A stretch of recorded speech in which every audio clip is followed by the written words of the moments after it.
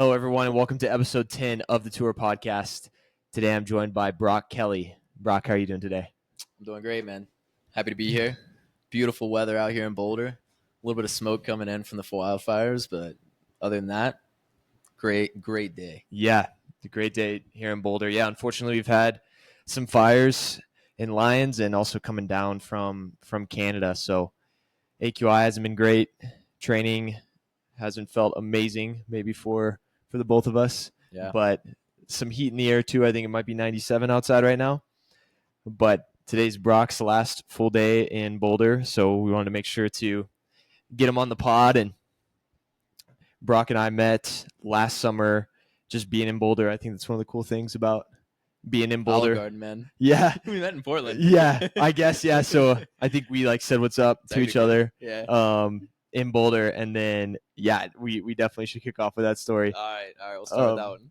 So we do you want to tell it or do you want me to tell it? Either way. Okay, you tell it. All right.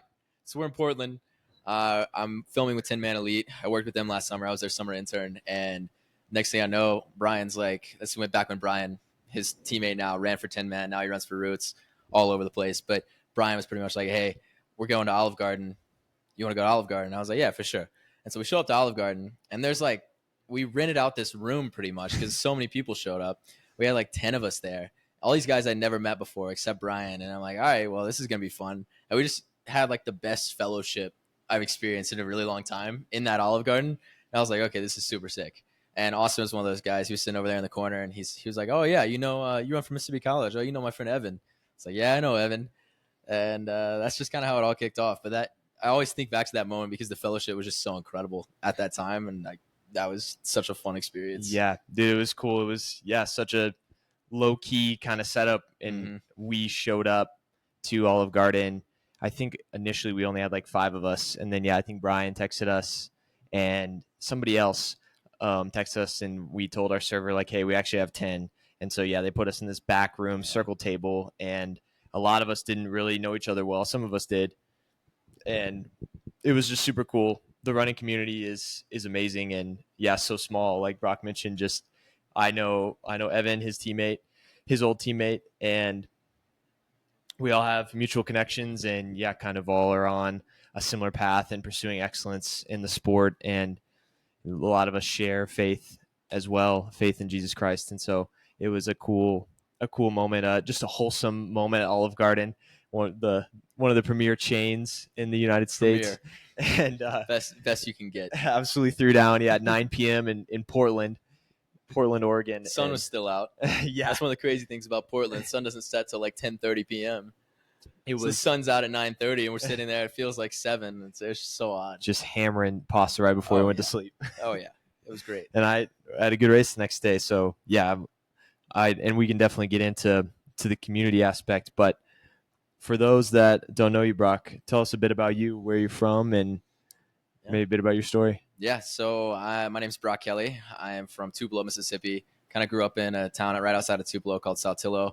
Went to school at a private school in Mississippi. It was 1A, super small. We had probably 200 people in our high school. And then I decided, hey, I want to run cross country.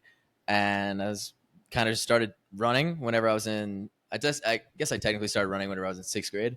So I was 6th grade. We had a 6th grade cross country program. Our PE teacher all throughout elementary school hosted this thing. It was like, oh yeah, when you get to 6th grade, you can go and run on the cross country team. It was just a small get together. They'd get together and run every day after school a couple times a week after school.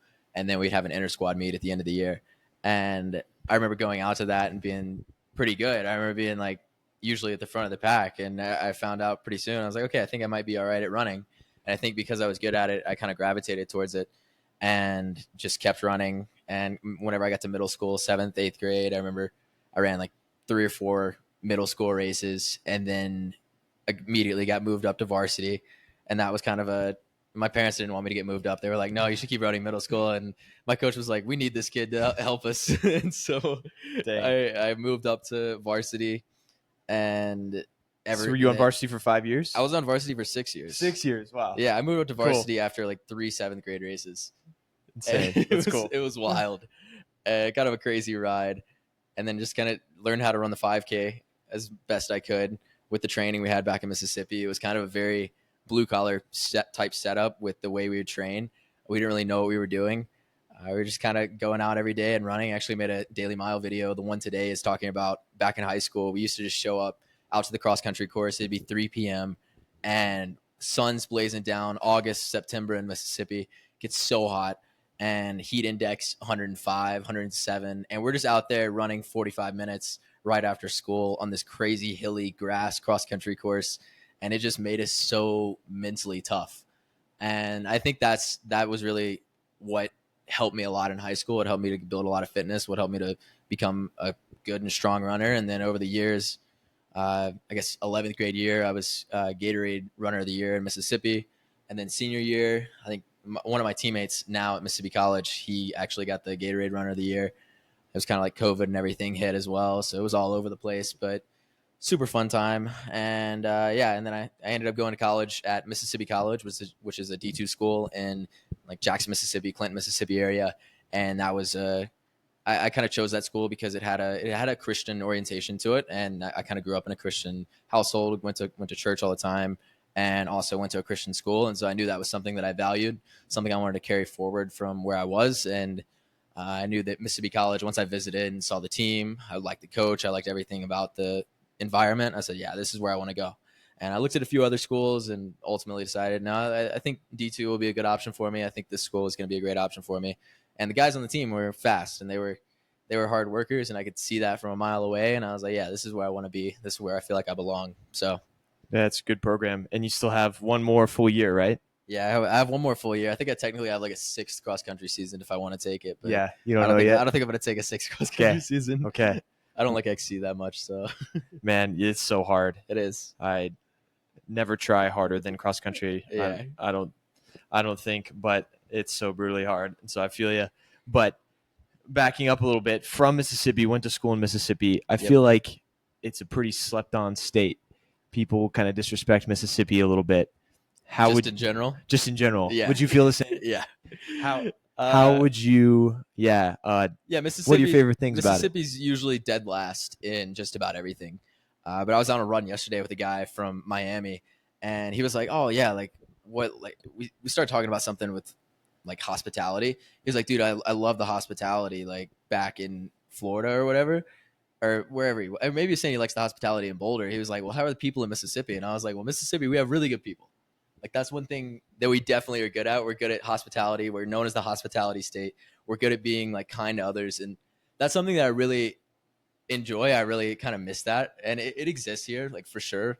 And I assume, I mean, you're from Arkansas, you're from the South. You kind of know what it's like in the South. And like whenever you get into a different area that's outside of the South, it's just a little bit different. And I think every state has kind of their own unique strengths. Mississippi is super green, lots of trees and stuff out there. But yeah, I don't know if, as far as like running goes in Mississippi, we've never been good.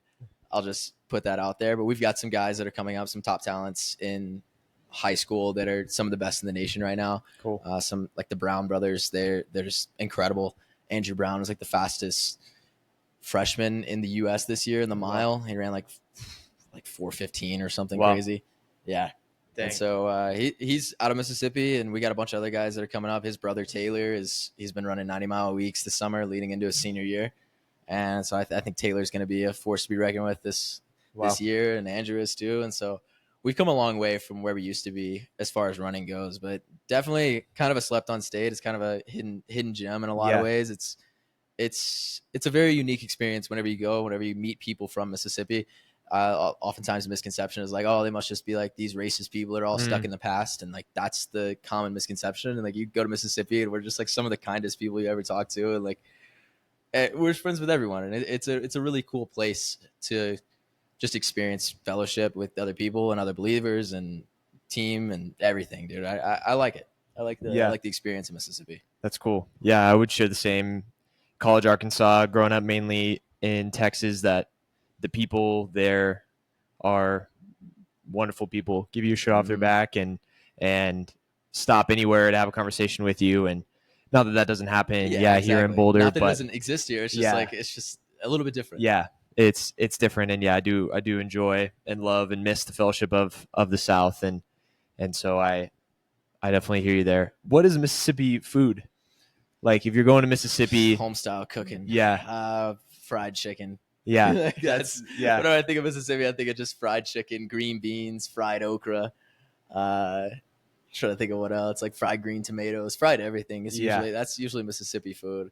Oh, that sounds great. And it kind of blends sometimes with Louisiana, so you get some of that Cajun influence whenever you get down further south in like South Mississippi, and you get down to the coast and you have like shrimp and everything, shrimp boils all the time, crawfish boils. It's kind of just an eclectic mix of soul food and Oh, whatever else is there. Yeah, what are the beaches like there in Mississippi? not good. Not good. It's kind of like Galveston.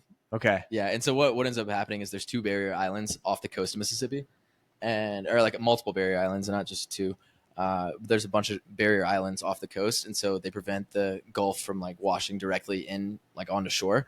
And so what ends up happening is you kind of have like this big sound. It's kind of like a bay, and there's not a whole lot that goes on in the bay. There's not a whole lot of waves. There's decent fishing, but outside of that, it's not quite as it's definitely it's kind of like Galveston, definitely not as nice as whenever you get over to the Alabama beaches, Gulf Shores, Yeah. those areas where you have the actual Gulf kind of washing directly onto the shore.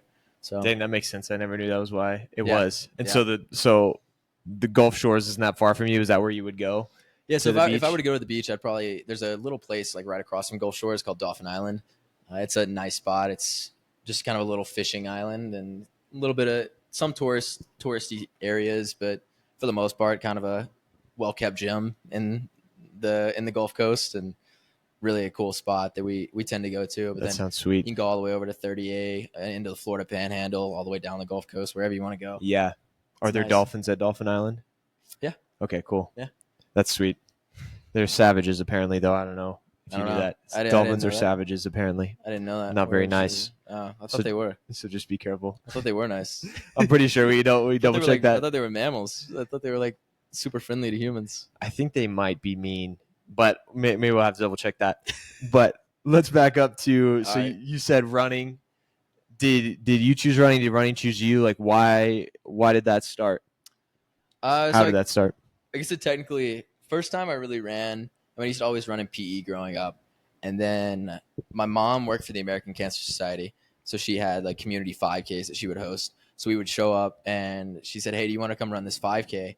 And at that point, I'm not training or anything, not running at all. And she said, "Hey, do you want to come run this 5K? It's 30 minutes away. It's at this event that I'm hosting." And I was like, "Yeah, for sure." So I show up and I run this 5K. And of course, I just go out hard as I can from the gun. I'm leading this thing for the first like half. And then these like high schoolers that were a lot more experienced than I was come up and like pass me halfway through.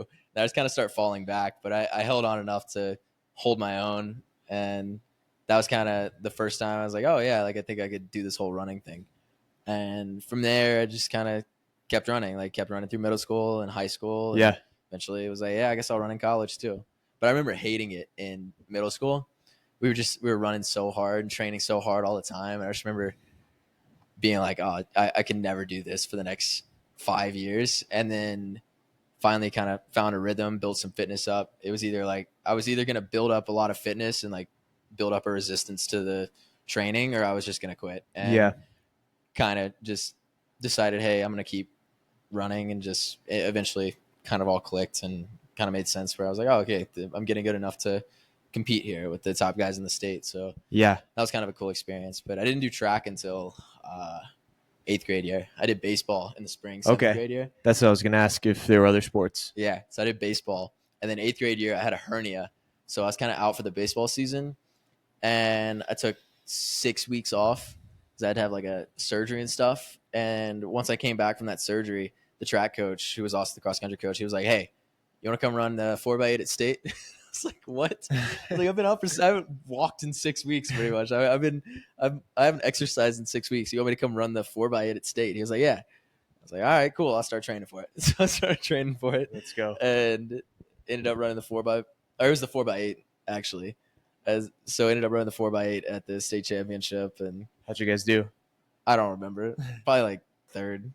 That's still great. We were all right. It was small school, Mississippi. It's not super competitive, so we had a good time with it. That's- And it's kind of impressive. Just I started the season running like 230, and then by the end of the season, maybe like 212. Yeah. So it's like, oh, okay, Talent Not finds bad. a way. yeah, And this was 8th grade year, right? yeah. Yeah.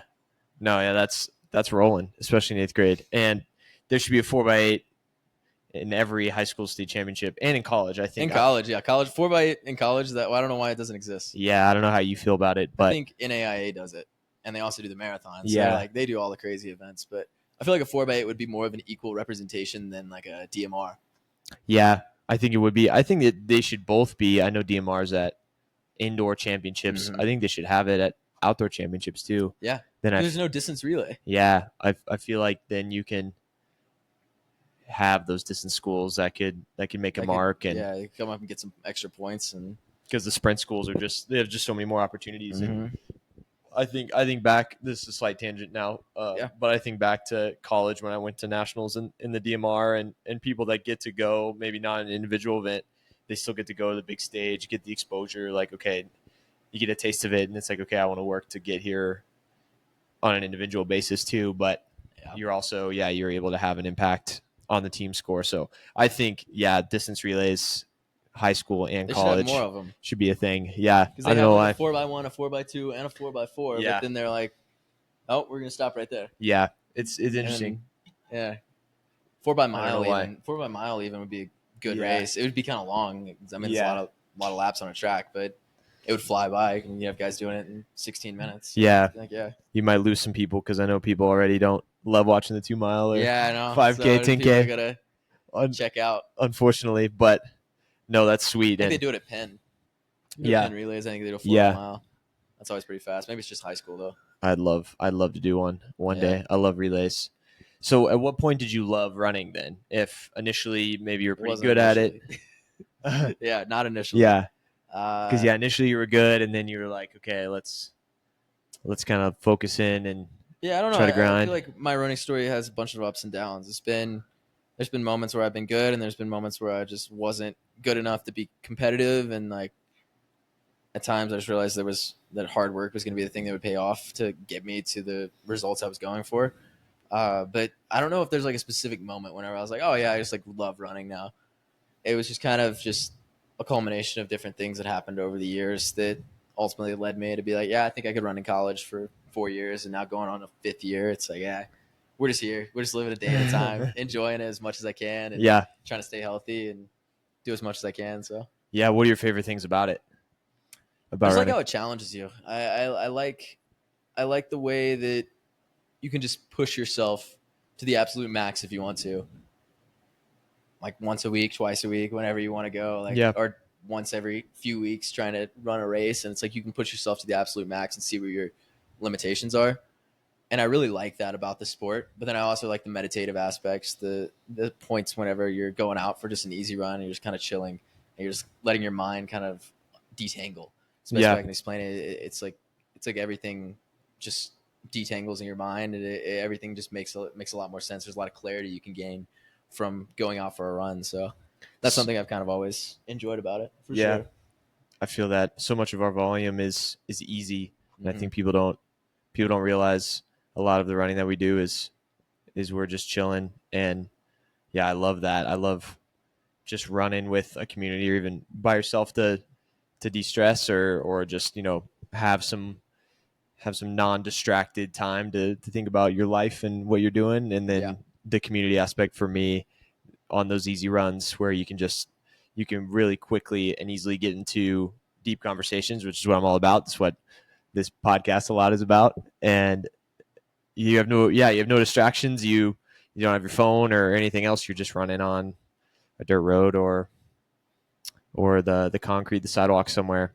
And so I definitely love that. I feel that too. I Yeah. think it was Oprah that said, which is crazy. I don't know if you've heard this. She's from Mississippi. Let's so. go. Huge.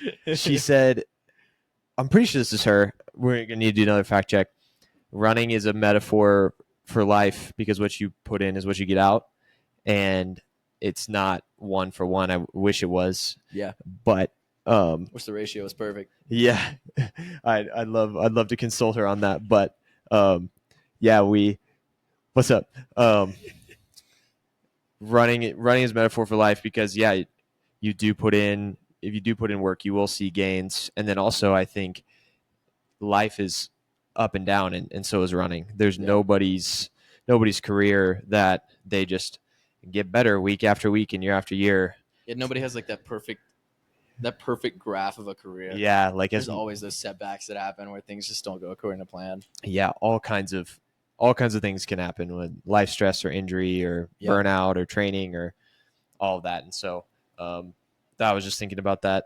Yeah, there was a guy in my comment section earlier that was talking about, he was just like saying what I said in the video, in like a video, was completely wrong, completely false.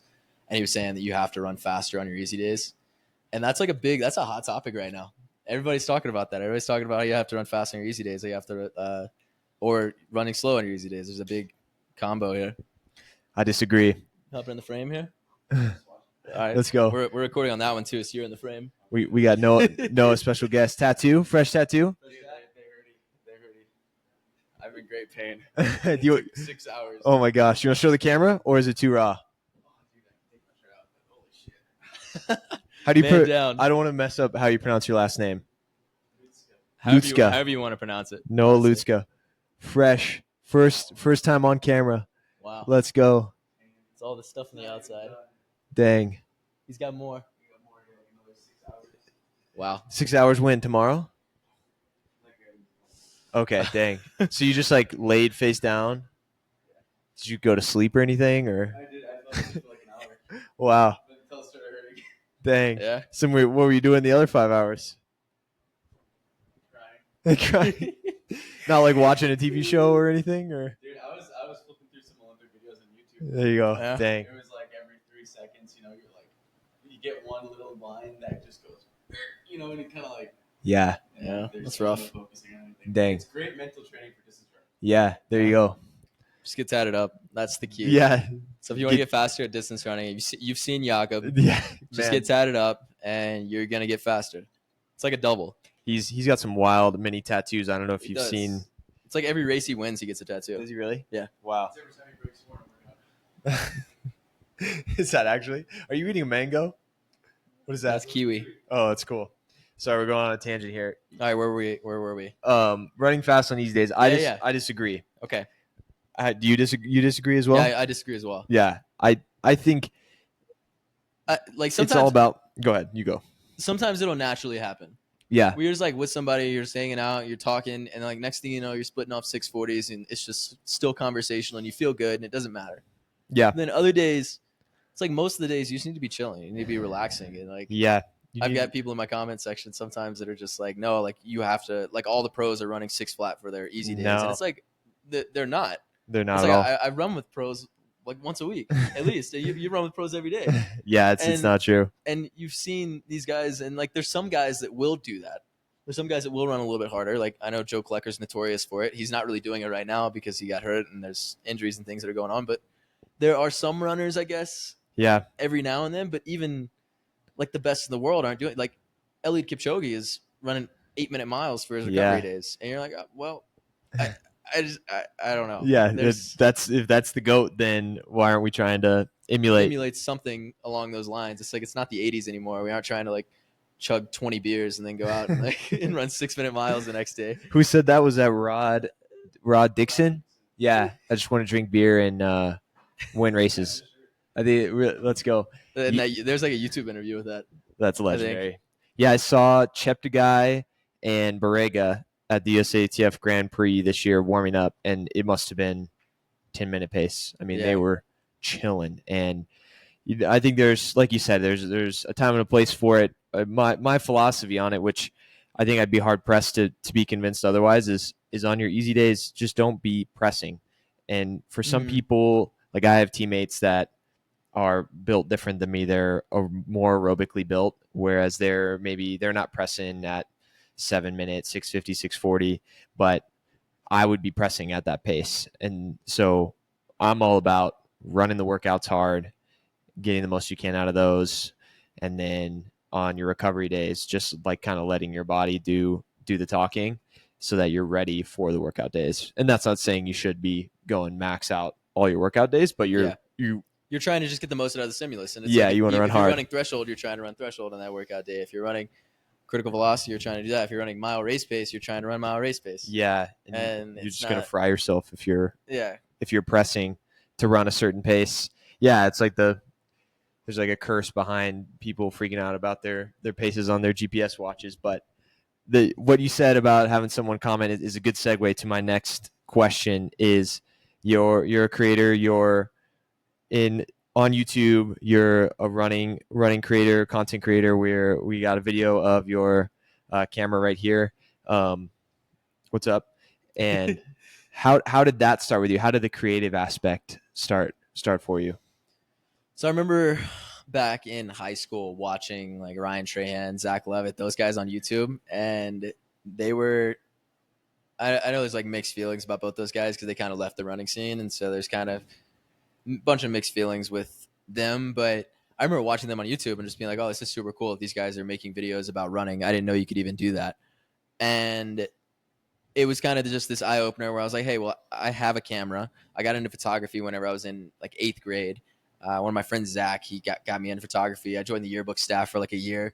I was like, I don't want to do this, and then I kind of just kept taking photos and stuff. But by the time I got to 11th grade, I was like, well, maybe I could bring this camera along someplace, learn how to make videos, kind of do the same thing that Zach and Ryan are doing, and just kind of start making videos and just see what happens. And so I brought a camera along to an indoor track meet and made probably the worst video of all time. And that's just how it goes. And you learn throughout that whole process how to make better videos. And I really enjoyed making the videos. I loved how like it was almost if photography is 2-dimensional, then like this was 3-dimensional. It was like there were layers and there was different ways you could lay out the timeline, and you were cutting and you were still adding color and still editing the footage, and there were so many different things that you could do. There was so much flexibility. It was so complex, but I liked the complexities of it, where I gravitated towards that and started just making as many videos as I could. I would just make YouTube videos, and the channel didn't do well for forever.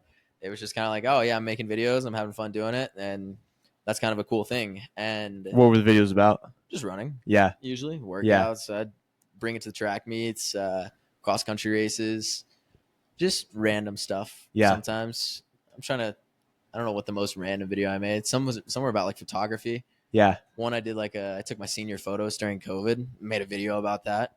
Cool. I think it did all right. Yeah. I took 50,000 steps in a day one time. That's kind of an odd one that I did. How many miles is that, would you say? A lot. Yeah. I guess that's usually 2,000 steps a mile, so probably 25. 25 Yeah. ish. Is that the? See, my Garmin could be wrong. I feel like when I run. Oh no. I feel like when it might be less. Yeah, you're right. Because when I run, It might be like 1,200 when you run. my Garmin says about 10,000 for 8 miles. We got a producer over here. Producer, what do you say? 24 miles is 24. 50. 24 miles from producer Noah is 50,000 steps. What's Joe Rogan? Jamie, pull that up. Yeah, Jamie, we gotta get Jamie. Jamie, pull that up. We gotta give him a laptop. Average step length for males is 2.6 feet. Noah's Cool. our Jamie right now.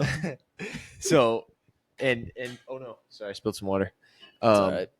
So you That's my water. you initially got into doing that just because you thought a couple other dudes doing it, it was cool, and so you just like looked into it, and then you're like, oh hey, this is pretty fun. I'm just gonna do this just because it's fun. Gonna learn about it, and go from there. Yeah, that was the way it all went down. That's cool. I said, yeah, this seems like a fun thing to do, and yeah, I just started making videos, and I started learning. I became a student to video creation, so I started learning as much as I could about making videos. I was like obsessing about like the way different creators made videos and the way the algorithm worked and the way to like blow up on YouTube. And I was trying to figure out all this stuff, and I was like, why are these guys making these videos? Why are these videos successful? Like I became obsessed with that. I was like, why are these guys making videos that are successful? Like, what is it about it? Is it the thumbnail? Is it the title? Is it the content? Is it everything? Is it the hook at the beginning? Is it the middle section that like grabs the audience's attention again and again and again? It's like you have to have those moments that rehook the audience throughout a video. And Yeah. I started kind of paying attention to that in different creators' videos, and I started studying just the art of creating content. And there's a couple YouTubers named Colin and Samir. I don't know if you've seen Colin and Samir's stuff, but they make content for content creators pretty much. They're really big right now. They interview the biggest creators in the world, and they ask them just super in-depth questions about their creative processes and how they make their videos and what makes their videos successful and what their mind. They pretty much dive into each creator's mind. So they've interviewed Mr. Beast like 3 or 4 times. Dang. It's crazy, and they like dive into his mind on like, well, what are you thinking of whenever you make a video has $100 million budget? How are you hooking your audience? Like, what is this? What does your retention look like? What does your graph look like? All these metrics that I started studying and just trying to figure out like what makes a video successful. And over a series of, I guess, 3 or 4 years, I really kind of started to figure it out. Yeah. And it took a lot of trial and error. Like whenever I first started making videos, I was like, oh yeah, this one's going to be one that'll blow up for sure. And then it like would fail. You're like, oh, well, this one would be one that'll blow up for sure. And then it would fail. And then it would be just this endless cycle. I'd made like 20 videos in a row, and I spent hours on each video, 12, 15, 20 hours of video, sometimes even more. And then it would be like, oh, this one, I spent 20 hours on this one. This one's going to blow up. And then it would just fail. Like, dang. It's just hours on hours and hours of editing and just trying to figure it all out. And then I guess eventually, like last summer, I had the video with Tin Man, and that was like my first YouTube video that really did well. And I think I'm trying to remember what it was. Day in the life working for a professional running team is what it was called. And it was like me on the thumbnail in Boulder or something, and that one got 20,000 views. Cool. And I was like, oh, well, that's cool. Like I've never gotten any views before. I've gotten like 1,000 views on all my videos. So to get 20,000 was huge. It's 20 times more than I've ever gotten. It's getting comments, getting new subscribers. And that was the first chance where I really started to see growth. And then after that, every video I posted over the next about running in Boulder, about training, about whatever I was doing, those all got exponentially more growth. And then I did the running 100 miles in a week. That video 70, 80,000 views or something like that. And I've never had one that's gotten like 100K or like 1 million or anything, but it's just kind of like, oh, these are fun little videos that I'm making. And I'm not really trying to like hack the algorithm anymore. It's more so I'm not trying to. That's what I was going to ask. I'm not trying to make videos that are going to go viral. I'm not trying to make like the top 10 best running shoes where people are going to be looking up the top 10 best running shoes. I'm not trying to do that. So heck yeah. What's up? So yeah, that's, I'm not really trying to hack it anymore. I'm just trying to make videos about running, about what I'm doing, about, I guess, just life in general. Yeah. Well, you've kind of cornered running YouTube in a way where you're kind of one of the go-to guys for it. But when you're working like that early on and you're putting all these hours in and it's failing according to what you're saying, maybe it's not having as many views as you want, or it's not catching like you like. It's just that feeling. It's that feeling whenever you post a video, you're like, oh, this is gonna do well. Yeah. And then it gets like 600 views and it has like one random comment from some bot. Yep. You're like, okay, how like there was no confirmation that what I was doing was correct. I wasn't reaffirmed in what I was doing. It was kind of like, oh, well, I made this video and it must be completely wrong. And that was like, that's your mind just goes into these spirals and you're like what am I doing wrong? How can I figure this out? And then you just keep studying and just keep trying to make more videos. Yeah, I guess that was my question, is what would success, or what were you striving for? What was the success that you were striving for? Just to have a video do well. I don't know if there was a lot of views. I don't know if there was a specific number, but I wanted to reach people and I wanted to like teach them something. I wanted to make an impact on them in some way. I wanted to, and for a while there, it was kind of like an entertainment value. It was like, how can I entertain this audience? How can I make something that they'll enjoy? And then through entertainment, you can pretty much, whenever somebody watches your video, if they get entertainment from it, they are like, oh, well, that made my day better. And like, that was something that I was kind of gravitating towards. Like, how can I make somebody's day better with the videos that I'm making? And then eventually it was like, well, how can I take something that I know, something I've been doing for a very long time, and integrate that into a video where I'm providing value while also creating entertainment. And it was almost like this blending between entertainment and value and everything I'd learned about the algorithm and about YouTube and about everything over the years, to where I finally made a video that people were gravitating towards, and I was teaching them somewhat valuable information while also making an entertaining video. Yeah. And is that something that you look for when you're wanting to watch videos? Yeah. And it's value? Like I actually don't even spend that much time like watching videos though. I don't know why. I've just always kind of been like, yeah, like I don't know. I just listen to music or sit on Instagram or just other stuff. Like every now and then I'll turn on YouTube and watch some videos. But Yeah. it's not like my go-to entertainment source. Yeah. That's cool. It's mainly a resource just to learn things. Yeah. And you're on the other side. You're creating. Yeah. And so with you kind of catch fire. You caught fire last summer. I do want to ask, where in this journey did OE Athletics Club over everything? Yeah. Where did that come in? So this is Brock's brand. So Virginia This summers hat. ago. Fire OE hat. Athletics Club. It's got the OE logo. We got new hats coming out. We got new T-shirts coming out soon. What's the website? OEathleticsclub.com. Let's go. Yeah, you can link it in the description. It will be linked. But 2 summers ago, back in Virginia, I was sitting there and I was making videos about running, and I was at one of those dead ends moments, and none of the videos were doing well. And I was like, oh, every video would get a few hundred views, and it'd be like, oh, well, that's it. And it just fizzle out. It wouldn't go anywhere. And I was putting a lot of time and effort into it. I was trying to figure it out. I was a student to this editing process, and I still couldn't figure it out. And I was kind of just at this dead end, and I was making these running videos that I kind of knew how to make, but I wasn't enjoying the process of making them anymore. I was like, what can I make that's just going to be fun?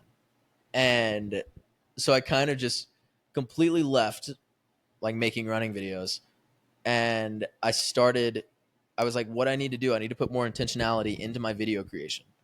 I need to take this and I need to make videos that are just fun to make.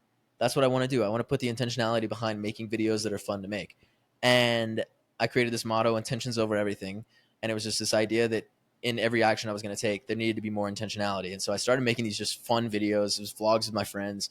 We were in Virginia. We were just messing around. We'd go to these bridges and like do like bridge jumping and stuff into like a river, and we would just hang out and camp. And it was just like these summer moments that I wanted to capture. They were just so much fun. And I made those videos and they started to do pretty well. It was kind of cool to see. They had a lot more traction over like the first video I made did terribly. It had like 200 views. And then by the end, it was like people were consistently tuning in and I was getting maybe like 1,000 views. It's like, oh, well, people are like kind of watching these now. But then I went back to school and it wasn't like I'm not out doing stuff in the summer anymore. It's not that same type of feel. And I had to focus on running and stuff. So go back to school. I'd been training hard in Virginia all summer. And I get back to school. We start running cross-country races. And I'm running all these races. And I couldn't, like, I had a rocky start to the season. Wasn't performing very well, even after training super hard over the summer. I think I just trained, like, too much, too fast, too soon. And I made it halfway through the season, ended up PRing in the 8K. I was like, oh, this is sick. This is super fun. I was like, I haven't PR'd in the 8K in a while. This is, like, awesome. I'm finally figuring it out. And then I ended up getting the flu. And so I get the flu. I'm knocked out of the regional championship. The regional championship was, like, 3 days after I got the flu. And nationals was, like, 2.5 weeks later. I was like, this is not going to happen. And so I didn't go to I went to regionals. I traveled with the team, but I didn't run, obviously. And then I went out to run the national championship, and I was still just dead. Yeah. And the race started, gun went off. We're in Seattle. It's snowing. We've been in Seattle for like 6 days, and I had no energy in my legs. My lungs were burning. I couldn't move pretty much.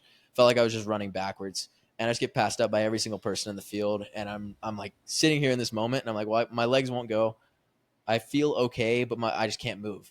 And I remember like running by my coach and like I'm in like 300th place at the national championship out of like 305 or however many people are at the championship.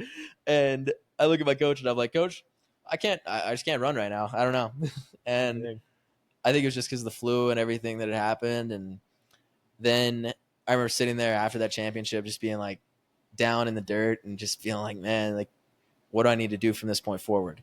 And at that point I said, hey, what I'm going to do, I'm going to start putting intentionality into practicing better habits. So these habits are going to be, I just like went to the far extreme. So, I'm going to wake up at 5 a.m. every morning. I'm going to go to the cold plunge. I'm going to sit up to my neck in the cold plunge for like 5-10 minutes before practice. Dang. And so I'd wake up at 5 a.m. before like a 5:45 a.m. practice. And I was like, I just need to do something that's like insane.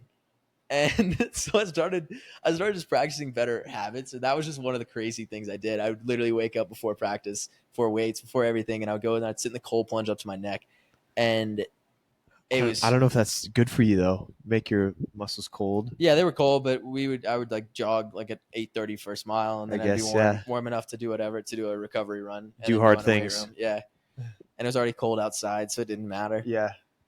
But I would do that, and then I was trying to think of other stuff I did. There were just a bunch of other things that I was doing, and then it ended up paving the way to like the most successful indoor track season I'd ever had. I was like, oh, okay. Well, there's a lot of power in practicing intentionality. And I remember in that indoor track season being like, okay, what if I could turn this idea into a brand? And so the intentions over everything, that's where the Over Everything Athletics Club is, intentionality and athletics. That's what it kind of became, morphed into that. And then I created the brand off the back of that idea. And just kind of kept launching, kept moving forward. I had like t-shirts and hats and stuff. And that's kind of what we've been historically. It hasn't been like anything super big, but it's been fun to experiment with some different things. I made some sweatshirts that were really cool, fully custom. And it's been cool to just experience with the business side of that. And we got more stuff coming out soon. I've kind of been on a hiatus, been working on some other things, but yeah. That's amazing. That's super cool. And I love the message, and I completely agree with that. And I think people resonate with authenticity and intentionality, and that's something that I think a lot of people are realizing is lacking in a lot of spaces. Yeah. Today in today's society, and so I'm all in on it. This is my most worn hat.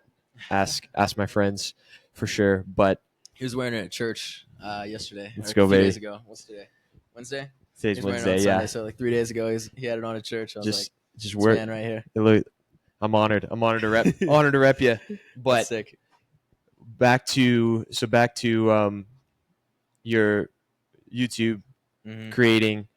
Do you have a goal with it? So we haven't talked about the Daily Mile yet. Yeah, let's talk about it. There's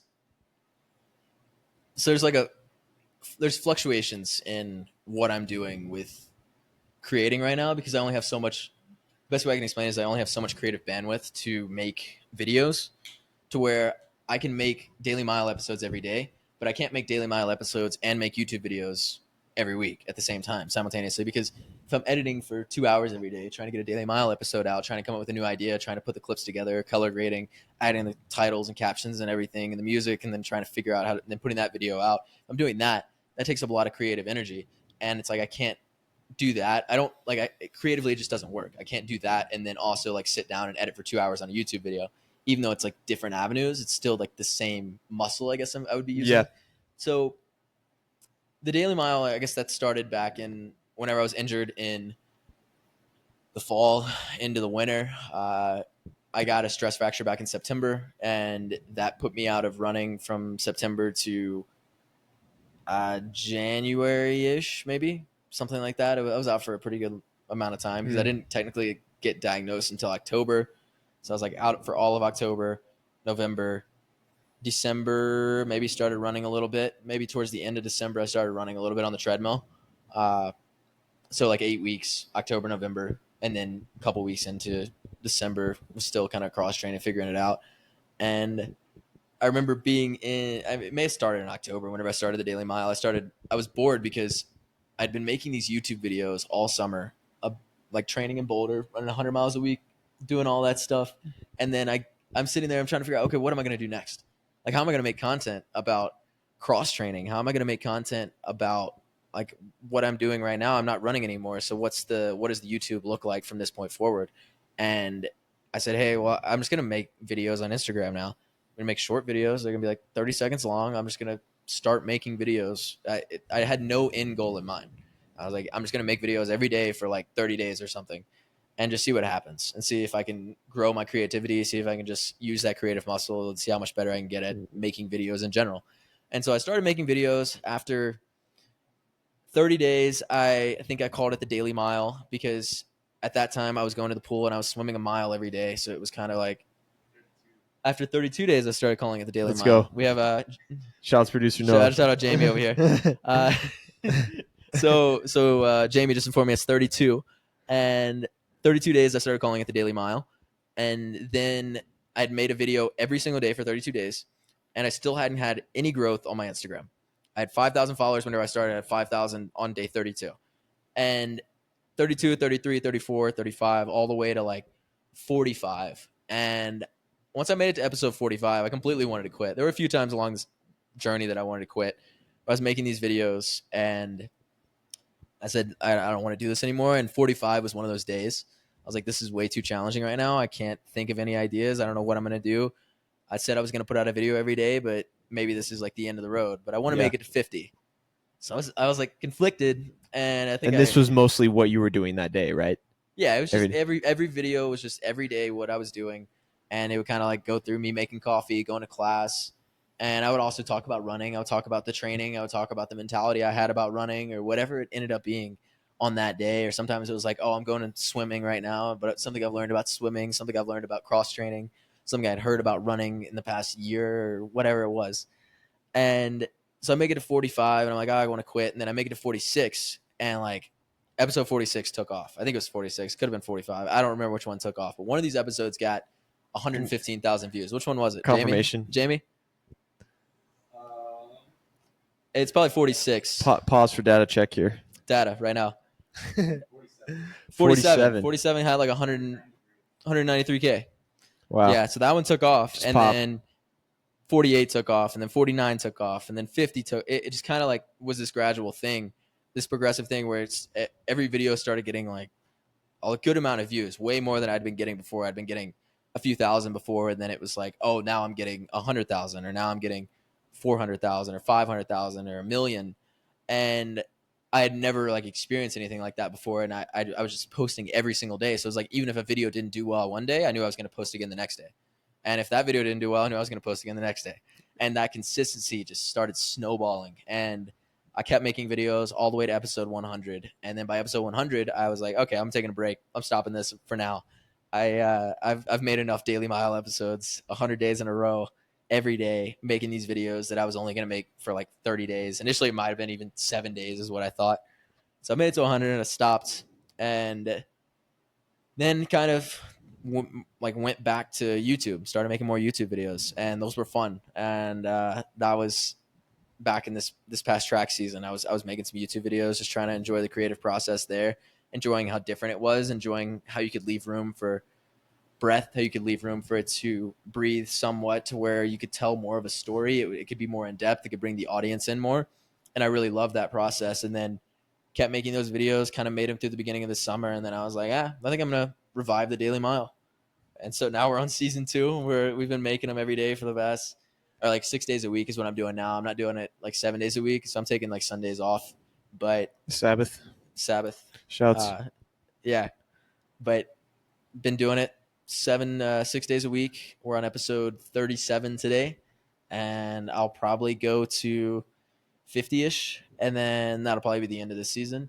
But we have some t-shirts that are coming out for this, and so it'll be kind of sick. That's cool. I know a lot of people, myself included, that were watching those every day, and it was cool to see how you were just progressing in your injury and in life, and just a really cool testament to your hard work. And like you said, a lot of work goes into that. Yeah. And I think that's such a testament. I mean, number 47 taking off is just something that people don't see, where sometimes people just see the end result or the success, but it's like, no, you made 46 videos before that maybe you weren't getting a lot of traction, and I made videos for 6 years before that. 100%.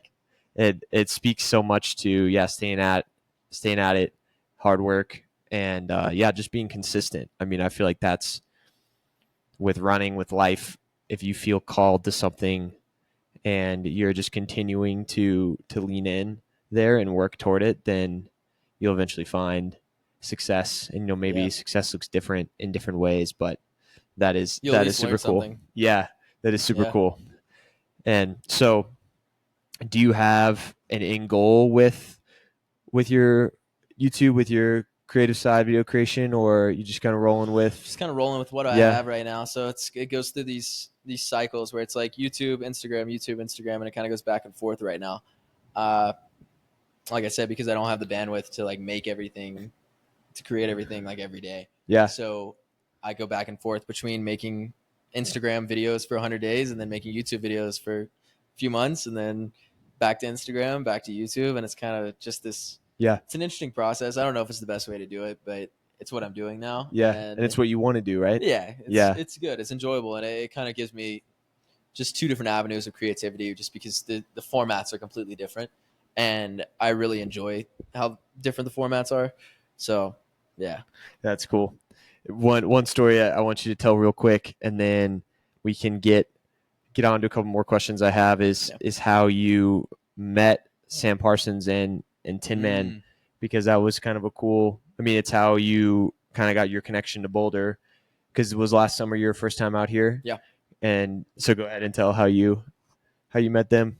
So I was in Boston for a track meet. This was during the season after I had the like terrible race at nationals and cross. So this was like a good season I was having.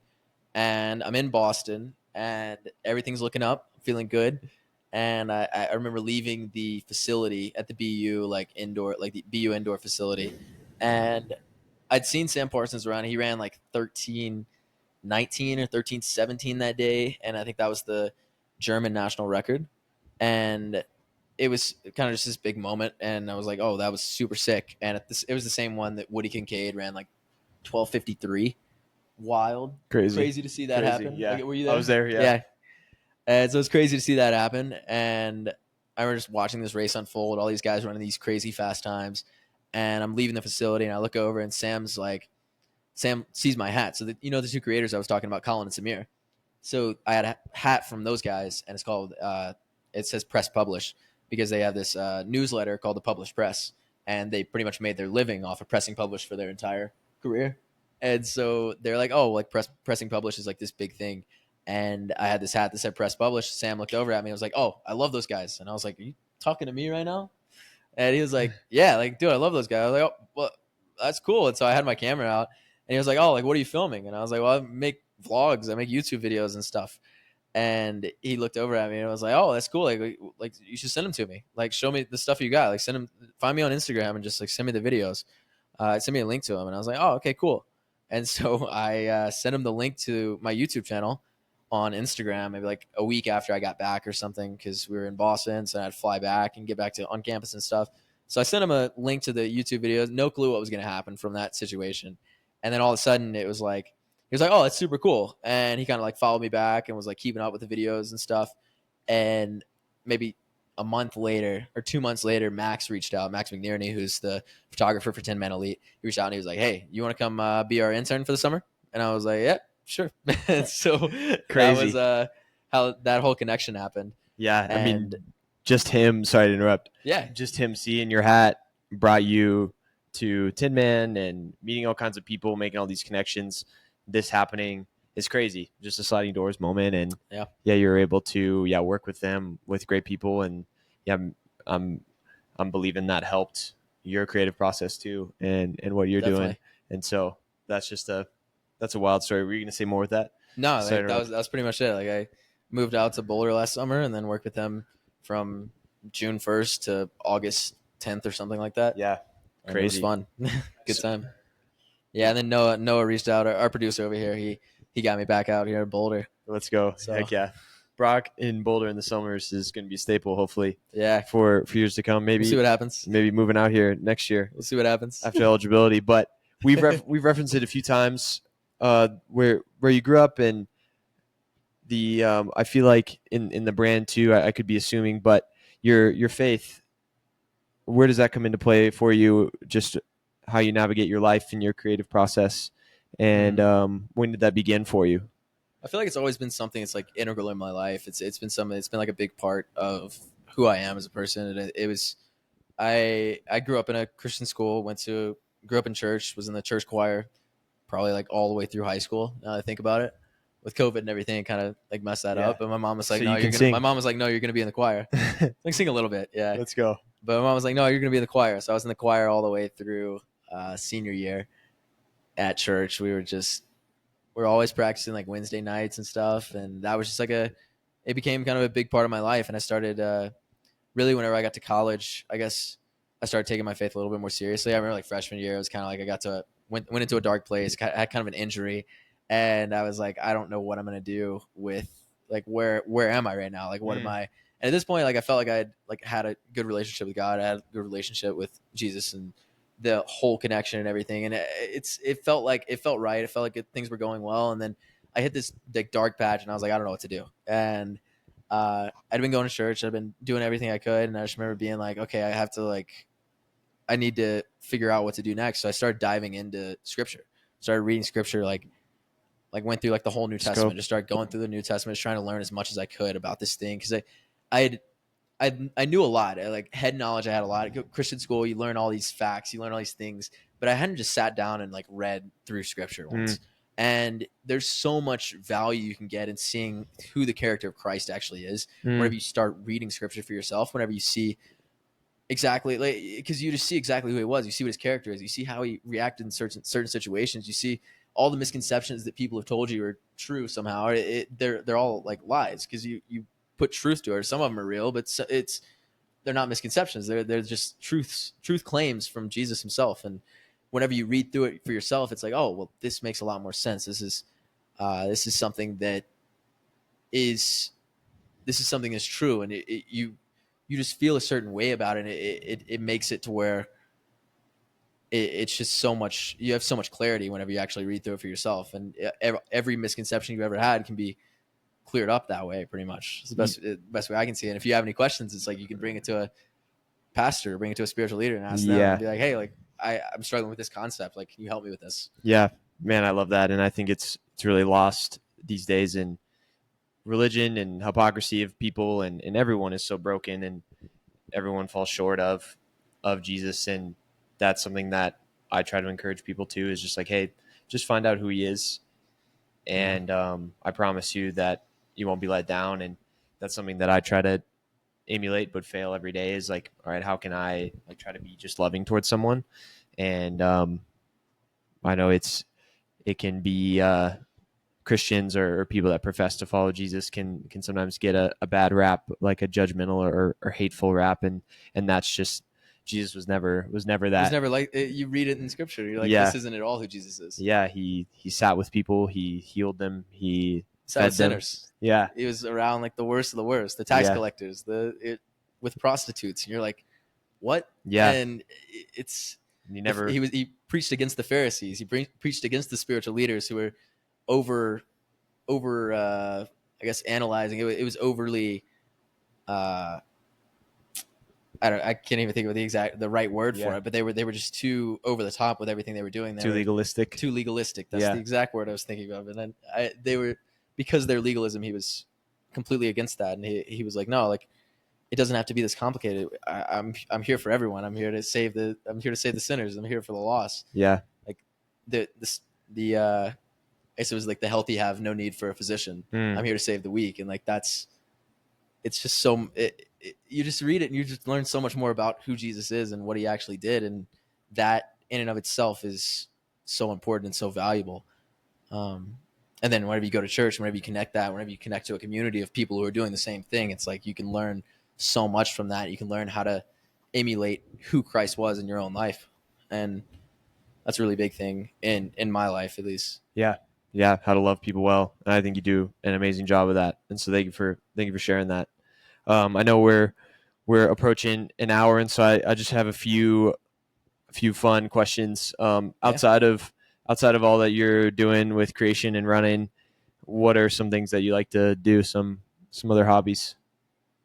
I don't know. Coffee. Jamie said coffee over here. So if you've seen the Daily Mile, you know that I make coffee pretty much every day. I like specialty coffees. Pour over is usually, that's my go-to for most days. Just simple. I got all the gear for it, so pretty much since I was age 14, I was like making pour over coffee. That's huge. What is your favorite of all time? Just like coffee? Yeah. Do you have a brand or? I don't have I have like a specific type. I love Ethiopian light roasts. Like those are my favorite. But I don't like a specific brand. There's been some good coffees. There was one out of, I'm trying to think of what it was called. I think it's out of like Austin, Texas. Let's go. I can't remember what the name of the company was. My girlfriend got it for me, and it was so good. Heck yeah. Have you ever had Onyx? Yeah, I've had Onyx. Cool. They followed me on Instagram not too long ago. Whoa, Yeah, that's huge. I need to reach out and be like, hey, Yeah. give me some Onyx. They're incredible. Yeah. Shout out Onyx, Fayetteville, Arkansas. Onyx where they're is from. good. Yeah. Believe it or You have not. black and white? Black and white for what? Black and white coffee. Oh, It's out of North Carolina. It's a no. roaster. Yeah, I haven't heard of Good it. Really? stuff. It was like it was a guy. So pretty much it was these two guys, and they were national roast champions like back to back. So like one was in like let's say it's like 2017, and one was like 2018, and it was this black guy and this white guy, and they said, hey, let's start a company and call it Black and White, and we'll like roast the best coffee in the world. Dang. And so like that's sick. their story, and that's where the name came from, and they were like, yeah. Wow, when I'm there, I got to go. North Carolina, where we're at. I don't remember where it is, but there are Okay. a bunch of different places that like have it across the U.S. There's 2 places in Mississippi that have it. One's in Tupelo, which is like where that's where I grew up. There's one in Tupelo, Lost and Found Coffee. They have it there. And then the other one is in Jackson at Native Coffee, which is also a really good spot. And they have it there. And so that's one of my favorite roasters for sure. Cool. That's some of the best coffee I've had, I would say. Dang. But then I have a friend of mine that sent me a bag. His family owns a farm in Ethiopia. Whoa. There's apparently like an embargo on Ethiopian coffee right now too. Dang. So there's some issues there, but with like I don't know if it's a war or what's going on, but they have some issues with it. But his family owns a farm in Ethiopia, and he sent me a bag the other day, and it was so good. It's called Man. Moi, Moi. Moi Wow. coffee, super solid. Dang. Well, I gotta check these places out for sure. It's low key, and he like started the coffee company out of his dorm room in St. Louis. Dang, that is so cool. Yeah. I'm all about that. The second to last question I'll ask is, what's the best advice that you've been given? Best advice, man, just have fun with it. That's cool. Just live it a day at a time. Live life a day at a time. Enjoy, like, try to spend as much time as you can in the moment, and have as much fun as you can with the process. Like, it doesn't have to be super stressful. It's just running. Yeah, Like, it is. We were talking about that this morning. Yeah. Like, it doesn't have to be stressful. Just enjoy it, and the more fun you have, the better you're going to be at the sport. Like, that's just how it's going to go. It doesn't have to be. If you aren't hitting your times, just take a step back and figure out how to enjoy it again, and you'll start getting faster. Yeah, it's so much with life, and I know I've said it before on this pod, and something I say a lot is like we can't base our worth on things of this life, because everything's going to let us down, and we should have fun with something that we're spending so much time doing. And yeah, especially like the races, like that's what we train for. And I think we just get so caught up as runners, at least I'm speaking for myself, in the end result. And like, it doesn't matter what you run, if somebody's gonna like you more or less, or look down on you for running slower, or like you more for running faster, then they probably don't deserve to be in your life. And it's like, Yeah. the people that matter to you, and the things that matter live outside of a fast time. And so It's like your family probably doesn't even know what a fast time is in a 1500. and that's 100%. I feel like my mom, like, she's like, what's a good time in that? And I'm like, I don't know. and yeah, I think that's so valuable. Like, And nobody's gonna remember what your times were. Nobody really cares. for sure. Yeah. Everyone broke 4 in high school. Yeah. Exactly. Yeah, it's like, which is something that I appreciate a ton about my mom specifically, because she just supports. She doesn't realize, like, my dad knows the sport more. My mom doesn't necessarily. And I could tell my mom, like, hey, I ran 6 minutes in the mile today, and she'd be like, you're the best ever. That's amazing. Yeah. You're the best support son. Your mother, yeah. And It's like, it doesn't change the fact that you're a good son. Like, yeah. The things that matter in life don't revolve around you running fast times. Yeah. I love that. I'm all about that. Yeah. Remember to enjoy it. Remember why you do it. And I think, yeah, the day that I personally stop enjoying it, or like am fired up about it, then I'm gonna stop. And like, yeah, I get nervous. I get nervous for it, but it's not like, oh man, I have to do this. It's like, oh, I want to do well. I want to like get the most out of myself. But yeah, the day that I'm not having fun with it anymore. I think you said that in a daily mile. Mm-hmm. The day you're not having fun with it anymore. Maybe it was. I probably did. Yeah, is when you stop. Yeah. I feel like I heard you say that. Maybe I'm wrong. I don't know. We can have Jamie check it. Yeah. All right. The final question I ask everyone on the Tour podcast is, if you could have a quirky feature in your future home, what would that feature be? So this is like a. This is something. I could put like an espresso machine in a wall, right? Yeah, so something that's not normally Yeah. in a home, So I like could- a I could wine take, cellar like, a- kind of I could is. take like a $10,000 espresso machine and mount it into a wall. Cool. That'd be pretty sick. Yeah, Now maybe like a hidden bookshelf would be cool. Like a hidden room behind a yeah, bookshelf would be kind of a sick thing to have too, or like yeah, a spiral staircase down into like some crazy cellar someplace that nobody knows about. yeah. That'd be cool. What would you But, put at the bottom of the cellar? probably just like vapor flies. Just all the vapor flies you ever worn. That's where all my shoes go. Oh man, in the dark cellar. Yeah. That's funny, dude. Yeah, an espresso machine in a wall would be cool So though. you got too many shoes floating around. You don't want them around the house. You have to like take them, put them in the cellar. You don't want them to get too hot. Yeah, and you don't want them stinking up the place. Yeah. That's funny. That's a So great you have a answer. shoe cellar.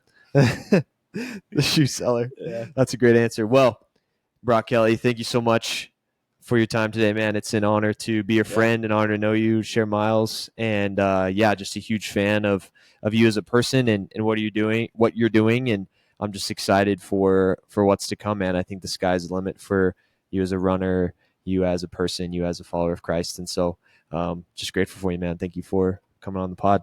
Yeah. Thanks for having me. Let's go, baby.